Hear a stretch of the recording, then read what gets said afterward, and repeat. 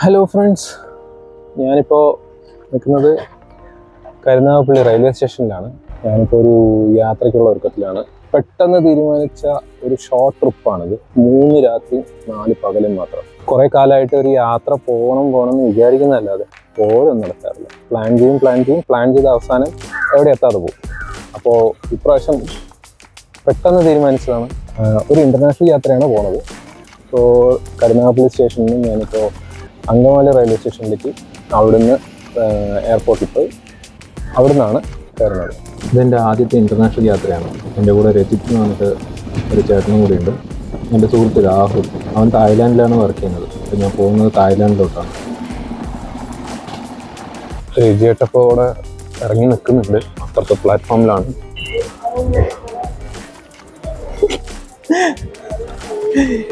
Hello. Angamaly railway station ഇറങ്ങി ഭക്ഷണം കഴിച്ചിട്ട് ഒരു ഓട്ടോ എടുത്തു. അപ്പോൾ റെയിൽവേ സ്റ്റേഷനിലേക്ക് പോയിക്കൊണ്ടിരിക്കുകയാണ്. എയർപോർട്ടിലേക്ക് പോയിക്കൊണ്ടിരിക്കുകയാണ്. വീണ്ടും റെയിൽവേ സ്റ്റേഷനിലാണ് പറയുന്നത്. 11:45 ഫ്ലൈറ്റ്. മെസ്സേജ് വന്നു 1 മണിക്കൂർ ഡിലേ ആണെന്ന് പറഞ്ഞിട്ട്.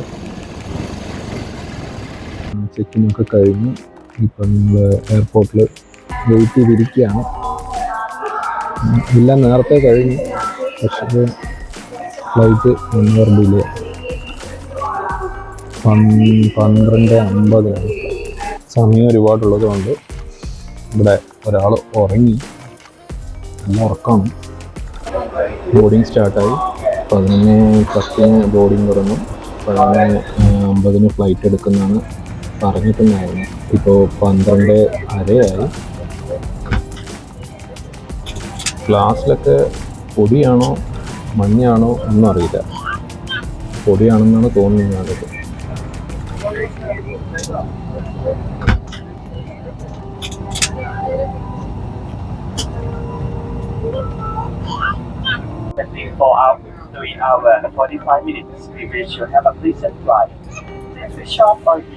และปากสวมสายรัดรอบศีรษะแล้วหายใจตามปกติ Should an oxygen mask like this automatically drop from the compartment of flight run ചെയ്യാൻ തുടങ്ങിയ പൊടിയൊക്കെ ക്ലീനായി കാണുന്നുണ്ട്.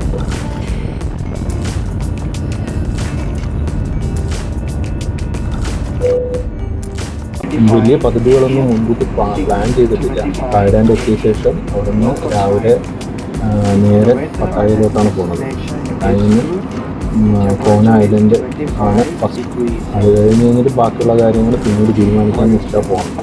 അപ്പോൾ രാഹുലിന് സാറ്റർഡേ സൺഡേ ഹോളിഡേ ആണ്. രാഹുലിൻ്റെ കൂടെ വർക്ക് ചെയ്യുന്ന ഒരു ഇന്ത്യൻ സുഹൃത്തായ വിജയ് കൂടി ഉണ്ട്. അപ്പോൾ ഞങ്ങൾ 4 പേരും കൂടെ ആയിരിക്കും അവിടെ യാത്ര കറങ്ങാനൊക്കെ പോകുന്നത്. പക്ഷേ അവർ സാറ്റർഡേ സൺഡേ മാത്രമേ കാണുള്ളൂ. ബാക്കിയുള്ള 2 ദിവസങ്ങളിലും ഞാൻ രജിയേറ്റിൽ മാത്രമേ ഉണ്ടാവുള്ളൂ.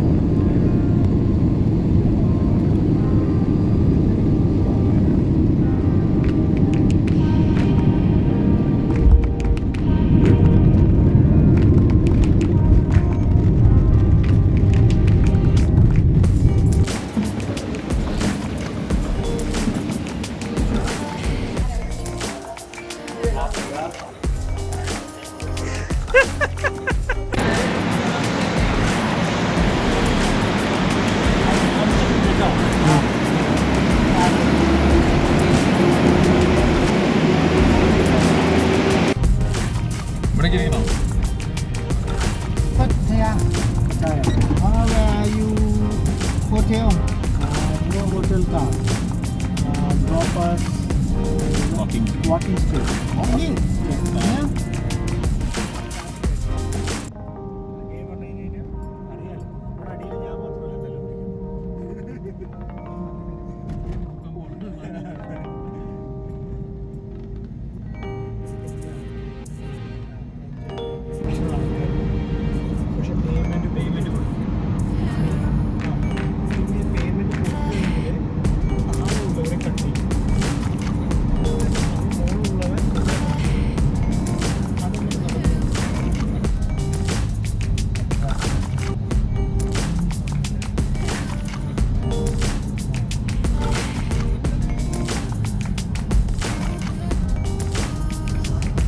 സ്ഥലമൊക്കെ കാണുമ്പോഴേ ബാംഗ്ലൂരിൽ നിന്ന് ഹൊസൂർ കഴിഞ്ഞു നീലഗിരി പോയിട്ട് വരുന്നുണ്ട്.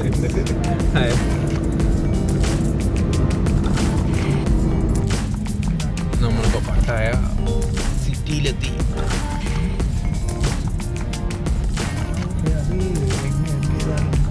ബ്രേക്ക്ഫാസ്റ്റ് കഴിച്ചിട്ടില്ല. ബ്രേക്ക്ഫാസ്റ്റ് കഴിക്കാനാണ് ഇപ്പോൾ ആദ്യം പോകുന്നത്. നല്ല വിശപ്പ്. ഏകദേശം ഇപ്പോൾ 9 മണിയായി, 9:30 ആയി.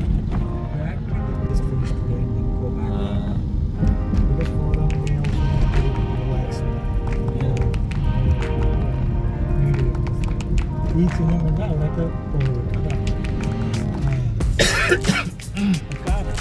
You can walk a little bit. Grabber? You walk? Yeah, you walk.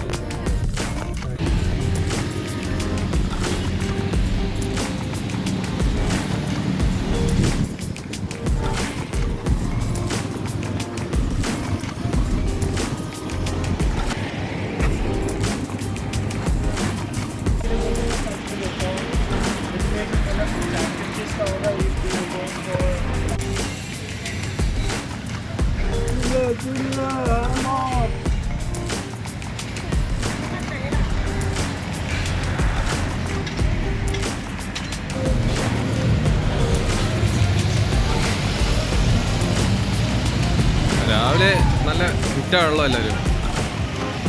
നല്ല വെയിലാണ്. വൈകുന്നേരം ആകുമ്പോൾ ഇത് ഫുള്ള് തിരക്കാവുന്ന സ്ഥലമാണ്. വൈകുന്നേരം എന്തായാലും ഒന്നും കൂടെ വരും. ഇപ്പോൾ ഫുഡ് കഴിക്കുക എന്നുള്ളതാണ് ആദ്യത്തെ ഉദ്ദേശം.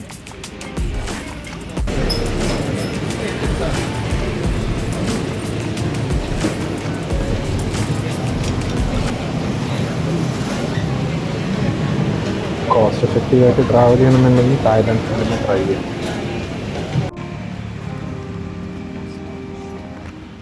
അങ്ങനെ ഭക്ഷണം കഴിച്ച് കഴിഞ്ഞു.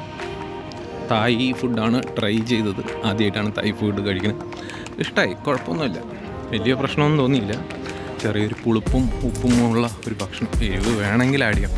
ഇത് കാനബീസ് സംഭവം എന്താ? കഞ്ചാവ്. ഇതാണ് കഞ്ചാവ് കട.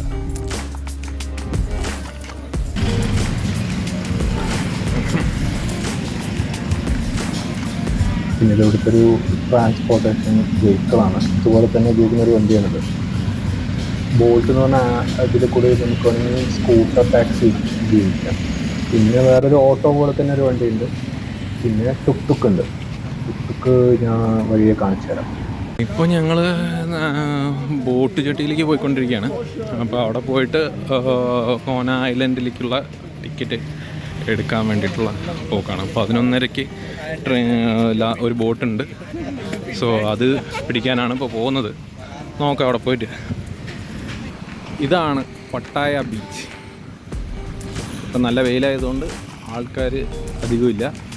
ആൾക്കാർക്കൊരു തെറ്റായ ധാരണയല്ല, അത് ഒരു വിധത്തിൽ ഇവിടെ ഉള്ളത് തന്നെയാണ്.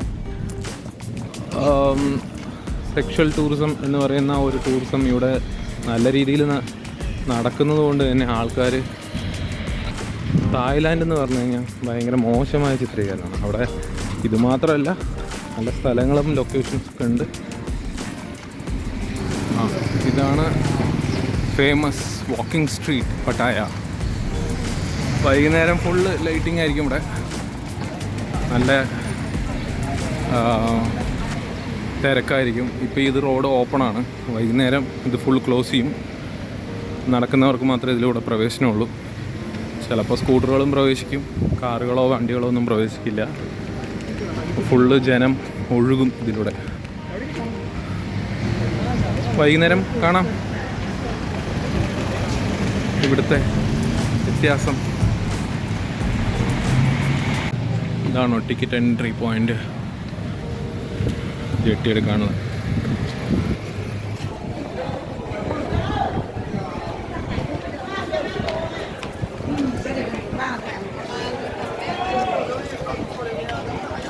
ഇതെല്ലാം സ്പീഡ് ബോട്ടുകളാണ്. നമ്മൾ ഇൻഡിവിജ്വലായിട്ട് കുറച്ച് പേര് മാത്രം കൊണ്ടുപോകുന്നതാണ്. ഒരാൾക്ക് 150-200 ബാത്തൊക്കെ വെച്ച് വാങ്ങുന്നുണ്ട്. അപ്പോൾ വേണമെന്നുള്ളവർക്ക് പോവാം. നമ്മളിപ്പോൾ ഇവിടെ ഫെറി ഉണ്ട്. ഫെറി 12 മണിക്ക് പോകുന്നതാണ് പറഞ്ഞത്. അത് 35 ബാത്തേ ഉള്ളൂ. നമ്മൾ അതിന് പോകാനുള്ള ഹോണടിക്കണം. പോവാറായോ? കൊല്ലാൻ ടിക്കറ്റ്.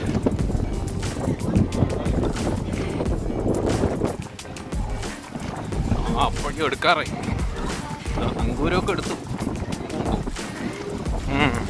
തന്നെ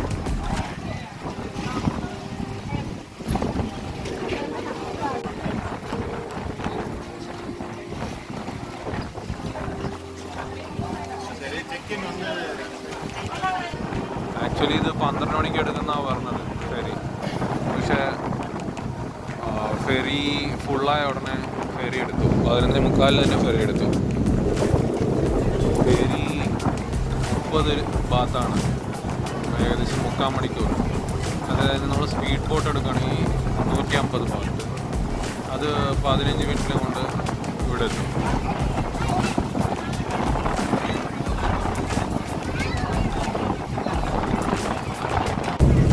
ഇതാണ് കോന ഐലൻഡ്. പട്ടായിൽ നിന്ന് നമ്മൾ ഫെറി എടുത്തിട്ടാണ് വന്നത്. ഇവിടെ നിന്ന് ഇനി എങ്ങോട്ട് പോകണം എന്നുള്ളത് നോക്കണം. ഇപ്പോൾ 12:20 കഴിഞ്ഞു, 25.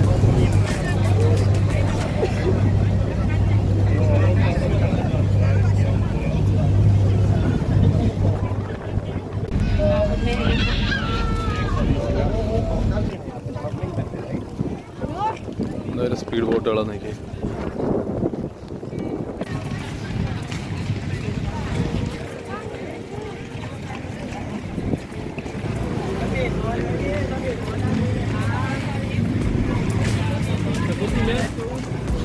റെൻ്റേ ബൈക്കിൻ്റെ ആൾക്കാർ നിറച്ച് നിൽക്കുന്നുണ്ട്. നമ്മൾ ബൈക്ക് വേണമെങ്കിൽ റെൻറ്റിന് എടുത്തിട്ട് ഈ അതിന് നമുക്ക് ചുറ്റിത്തരാൻ തിരിച്ചുകൊണ്ടുണ്ട്.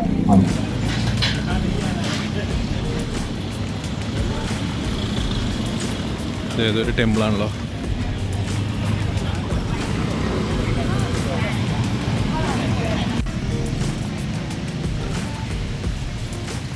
എൻ്റെ അമ്മോ,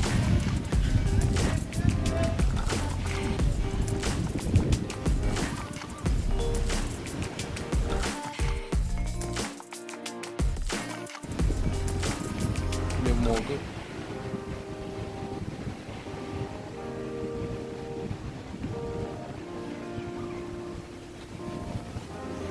വായിക്കാൻ അറിഞ്ഞാണെങ്കിൽ നോക്കാമായിരുന്നു. ഇത് എന്താ സംഭവം എന്ന് പോലും അറിയില്ല. 2 കാവൽ ദൈവങ്ങൾ നിൽക്കുന്നുണ്ട്.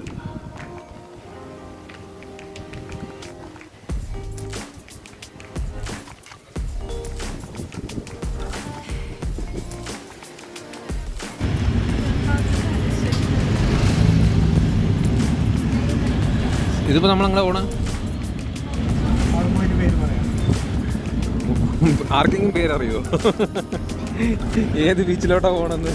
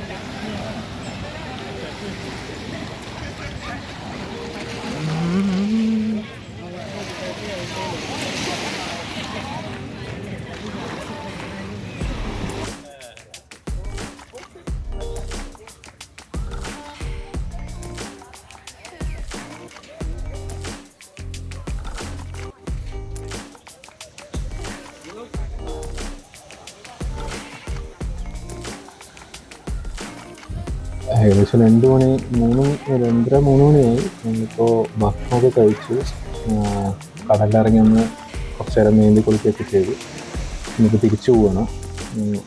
ഇനിയിപ്പോൾ നേരെ പട്ടായയിലോട്ടാണ് പോണത്. ഫെറിയുണ്ട്.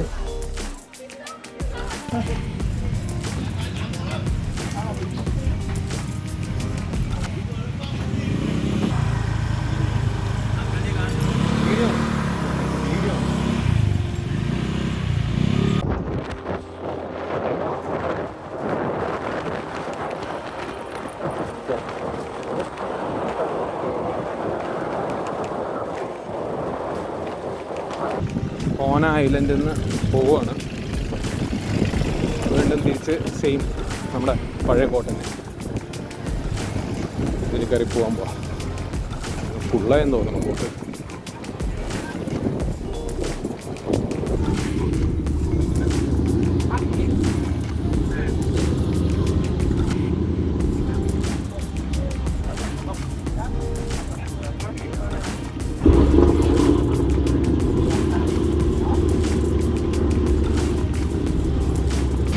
കോന ഐലൻഡ് പോയിട്ട് തിരിച്ചെത്തി. ഇനിയിപ്പോൾ സാങ്ച്വറി ഓഫ് ട്രൂത്ത് വൈകുന്നേരം 6 മണിക്ക് അടയ്ക്കും. 4:45 അപ്പോഴേക്കും പോയി ഒന്ന് കാണാമെന്ന് വെച്ചിട്ടാണ്. ഗ്രാബ് ബുക്ക് ചെയ്യാൻ ശ്രമിക്കുകയാണ്. നോക്കട്ടെ കിട്ടുമെന്ന്. പുള്ളിക്കാരൻ ട്രാഫിക് ഒഴിവാക്കാൻ വേണ്ടി ഇതിൻ്റെ ഉള്ളിൽ കൂടെ വന്നതാണ്, വേറെ വഴി വിട്ടിട്ട്. ഇതിപ്പോൾ 6 മണിയാകുമ്പോഴേക്കും അവിടെ എത്തുമല്ലോ. ഞാനിപ്പോൾ സാങ്ച്വറി ഓഫ് ട്രൂത്ത് കാണാൻ വന്നിരിക്കുകയാണ്. ഇതൊരു വുഡൻ ആർക്കിടെക്ചറാണ്. ഓക്കെ,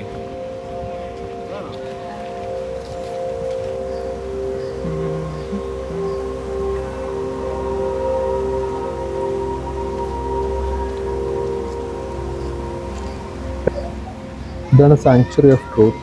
ഇതുവരെ പണി തീരാത്തൊരു വുഡൻ ആർക്കിടെക്ചറാണ്. ഇത് മുഴുവനായിട്ടും മരത്തിൽ മാത്രം ഉണ്ടാക്കിയതാണ്. അപ്പോൾ 1981 ഇതിൻ്റെ പണി തുടങ്ങിയത്. ഇത് അവർ മോഡിഫൈ ചെയ്തുകൊണ്ടേയിരിക്കുകയാണ്. കണ്ടിന്യൂസ്ലി ഇയർലി അവർ പണിതുകൊണ്ടേയിരിക്കുന്നുണ്ട് ആർക്കിടെക്ചർ. പിന്നെ ഇതിൽ യൂസ് ചെയ്തിരിക്കുന്നത് ബുദ്ധമതത്തിൻ്റെയും ഹിന്ദുമതത്തിൻ്റെയും ശില്പങ്ങളാണ് ഇതിൽ ഉള്ളത്. പിന്നെ കാലാന്തരണത്തിലുള്ള ചേഞ്ചസും അതിൽ ഇൻക്ലൂഡ് ചെയ്തിട്ടുണ്ട്. ഇതിൻ്റെ ഗോപുരം 105 മീറ്റർ ഉയരം വരെ വരുന്നുണ്ട്. അത്രയും ഹൈറ്റ് ഉണ്ട് ഇതിന്. നമുക്ക് പെട്ടെന്ന് ദൂരത്ത് നോക്കുമ്പോൾ ഇതിൻ്റെ ഹൈറ്റ് അത്ര അറിയില്ല, പക്ഷെ അടുത്ത് പോയി നിന്ന് മാത്രമേ നോക്കിയാലേ അത് അറിയുള്ളൂ. ഗൈഡ് പറയുന്നതനുസരിച്ച് ഇത് പണിതിരിക്കുന്നത് മോസ്റ്റ്ലി ഇന്ത്യൻസും തായ്ലാൻഡ്, ഇന്ത്യൻ, മ്യാൻമാർ, നേപ്പാൾ അവിടെ നിന്നുള്ള കലാകാരന്മാരാണ് ഇതിൽ മുഴുവൻ പണിയെടുത്തിരുന്നതും ഇപ്പോൾ പണിതുകൊണ്ടിരിക്കുന്നത്.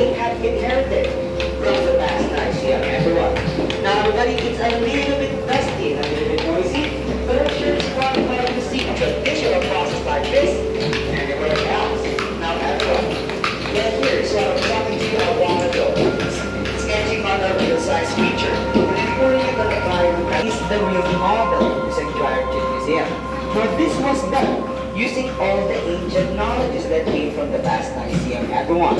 Now everybody, the model to museum ratio is 1:10, meaning 1 centimeter here is 10 centimeters there. Now everyone, hardwood was used to build the whole museum. Later on the wooden wedge and wooden pin together like this.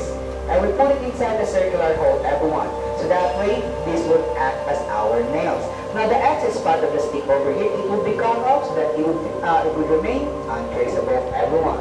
Now everybody, you can take pictures here for minute 32, and then we'll proceed with our tour. So everyone, please have some photos of the museum for now. Okay, everyone,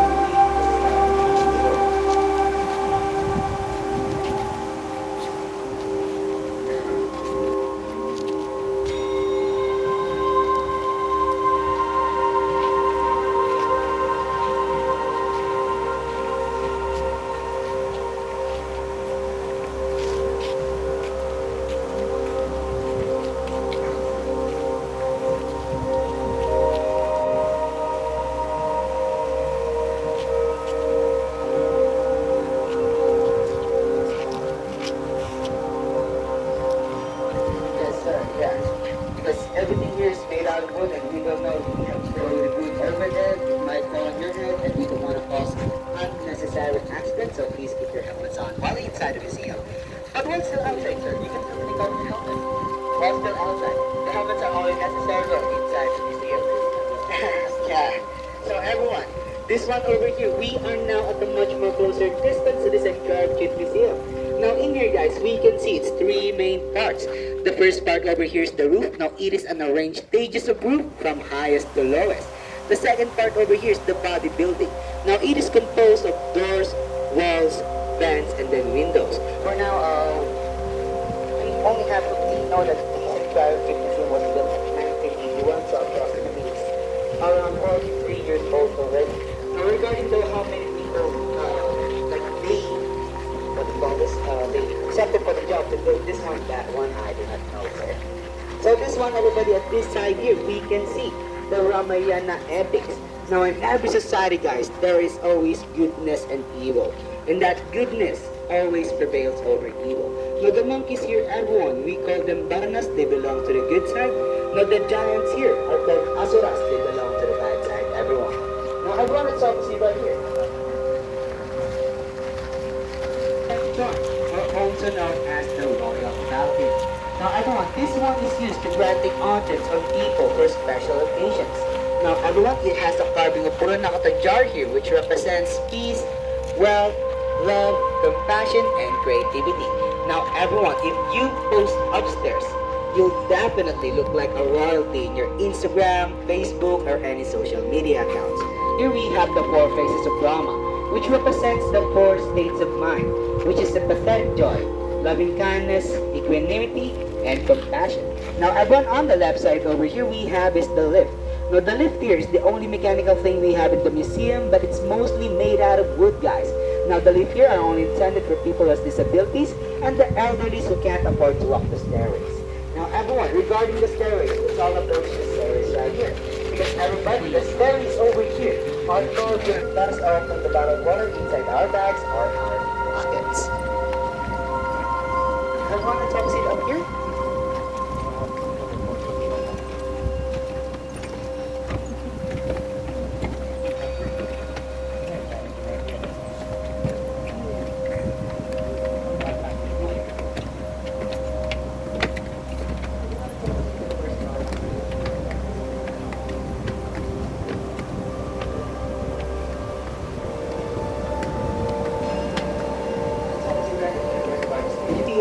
Where do we come from, or what religion we believe in? We are all the same. We are all compounded by the 4 classical elements that we can see right over here. Now everyone, let's start with the first element right here. We have the element of earth.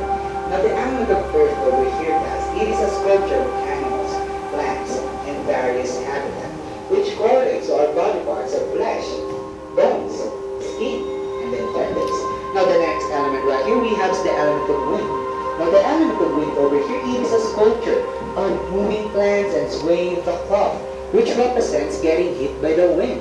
And it also correlates to our body parts of intestinal air, abdominal air blood pressure, and breath. Now for the third element right there, we have is the element of water. Now the element of water over here, it is a sculpture of waves and aquatic plants, which represents secretions in our bodies like tears, blood, plasma, and sweat. Now the fourth element over here. Now everyone is obviously here.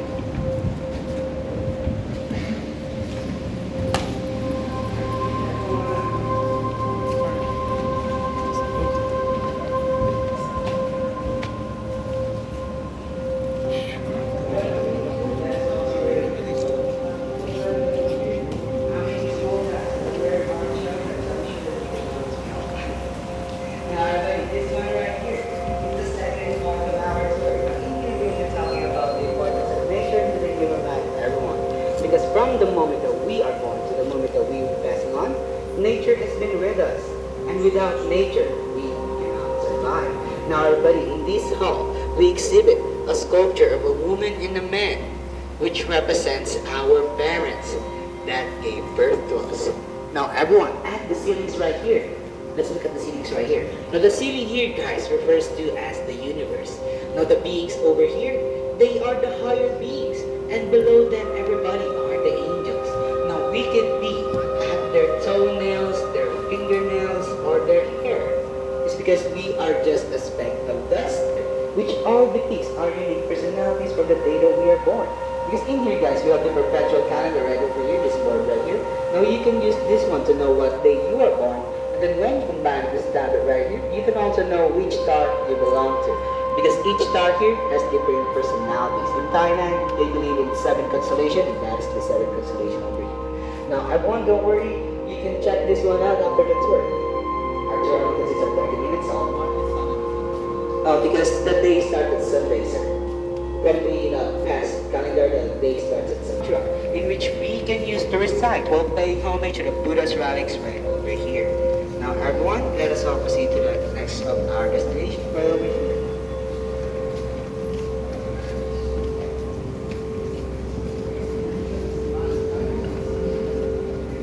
Yeah, at first they were trying to build it, but no, it's not temple, sir, because ഇതിപ്പോൾ മുഴുവൻ നടന്ന് ഞാൻ കണ്ടു കഴിഞ്ഞപ്പോൾ തന്നെ ഏകദേശം 1 മണിക്കൂർ എടുത്തു.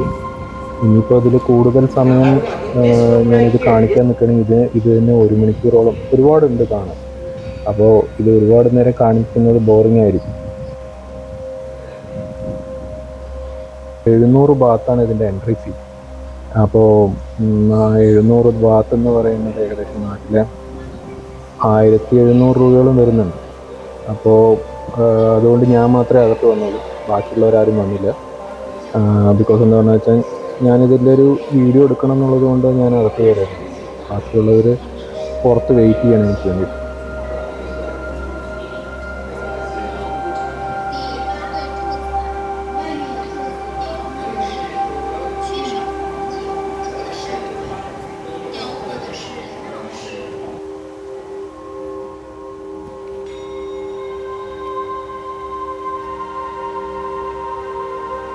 ഇരുട്ടായതുകൊണ്ട് കുറേയൊന്നും ക്യാമറയിൽ വിഷ്വലി വിസിബിൾ അല്ല. പിന്നെ പകലായിരുന്നെങ്കിൽ കുറച്ചും കൂടി നന്നായി കാണുമായിരുന്നു.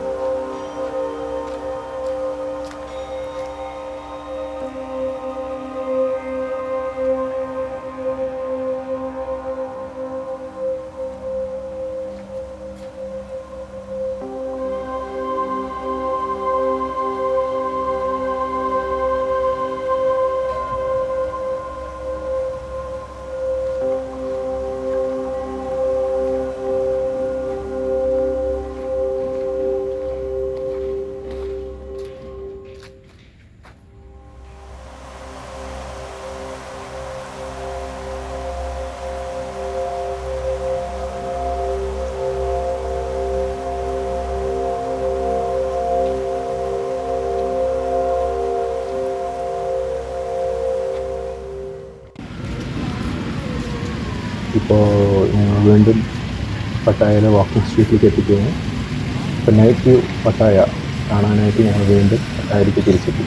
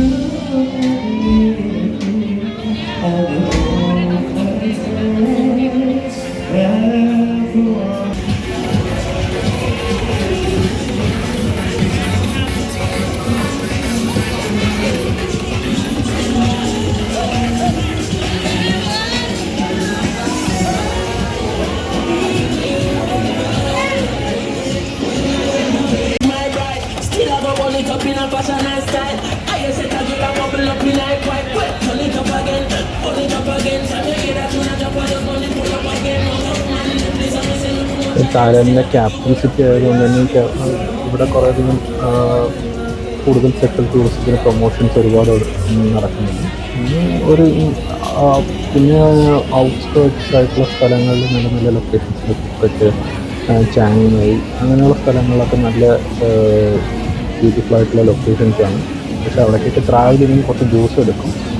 നമുക്ക് ദിവസങ്ങളുണ്ടെന്നുണ്ടെങ്കിൽ അങ്ങോട്ടൊക്കെ യാത്ര ചെയ്യുന്നതിന് കുഴപ്പമില്ല. നല്ല കടലും ബീച്ചും സ്നോർക്കലിങ്ങും അങ്ങനെയുള്ള ഒരുപാട് ലൊക്കേഷൻസ് ഉണ്ട്.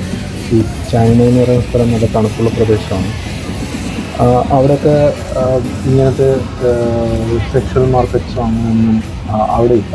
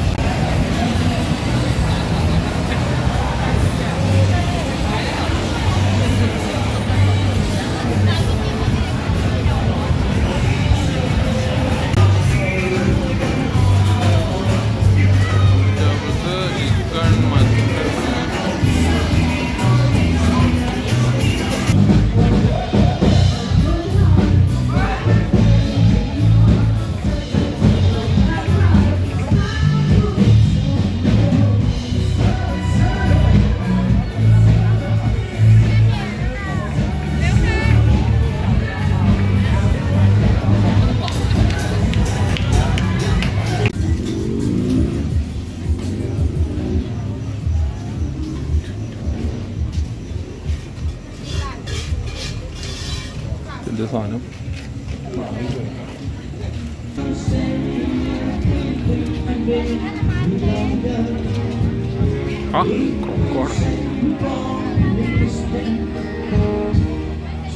ഓലത്തല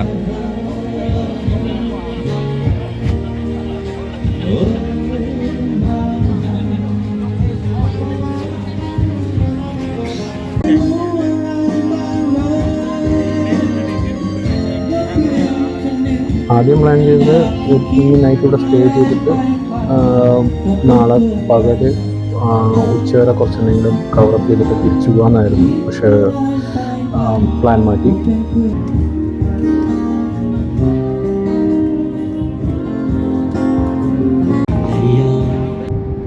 ബിക്കോസ് ഇന്ന് ഏകദേശം 20 കിലോമീറ്ററോളം നടന്നു കഴിഞ്ഞു.